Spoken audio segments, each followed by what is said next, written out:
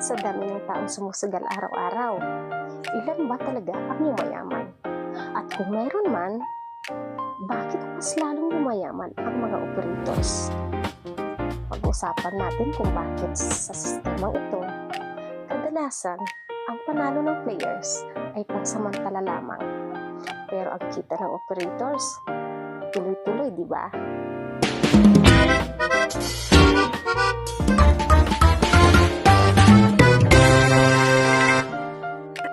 Hi!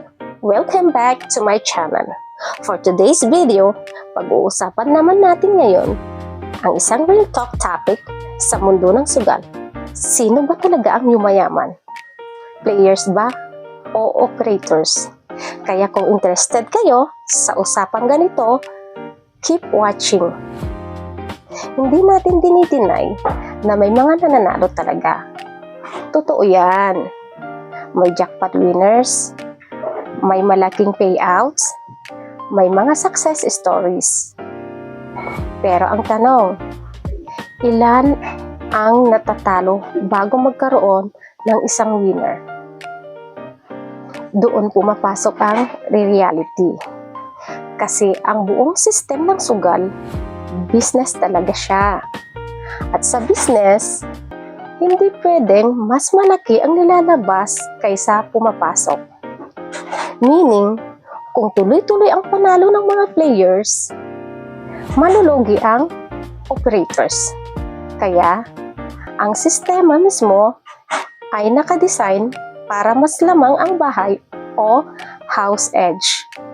Sa madaling salita, habang mas matagal kang naglalaro, mas mataas ang chance na mabawi rin lahat ng panalo mo. Kaya, mapapansin nyo, maraming players ang minsan nananalo pero bumabalik din sa paglalaro hanggang maubos ulit. Psychology din kasi ang malaking factor dito. Kapag nanalo ang player, naiisip niya, kaya niyang ulitin. Kapag natalo, naisip niya, mababawi pa. At doon umiikot ang cycle. Habang ang operators, kahit sino, manalo o matalo kada araw, tuloy-tuloy ang pasok ng pera dahil sa libu-libong tao ang sabay-sabay naglalaro.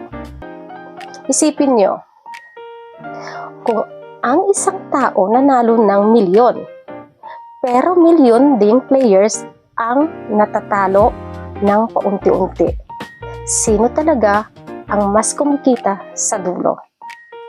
Operators? Kaya mapapansin nyo rin, ang mga gambling companies lumalaki, nagkakaroon ng endorsements, malaking commercials, sponsors, at kung ano-ano pa. Isa pang reality, mas madalas nating makita ang mga nananalo kaysa mas maraming natalo. Kasi ang winners ang pinifeature. Pero tahimik lang ang karamihan na nawalan ng ipon, sweldo, o puhunan. Hindi ibig sabihin nito na bawal magsugal. Choice pa rin ng tao yan. Hindi ibig sabihin nito bawal magsugal. Choice pa rin ng tao yan. Pero ang importanteng maintindihan, ang sugal hindi stable na paraan para yumaman. Entertainment siya na may risk. Kasi kung guaranteed yumaman ang mga players, edi sana nalugi na lahat ng operators. Again, hindi ito paninira o pang-aaway. Real talk lang tungkol sa reality ng gambling industry. Kaya anong opinion nyo? Sa tingin nyo ba, mas maraming nasisira kaysa yumayaman? Comment down below and please don't forget to like and subscribe. Bye!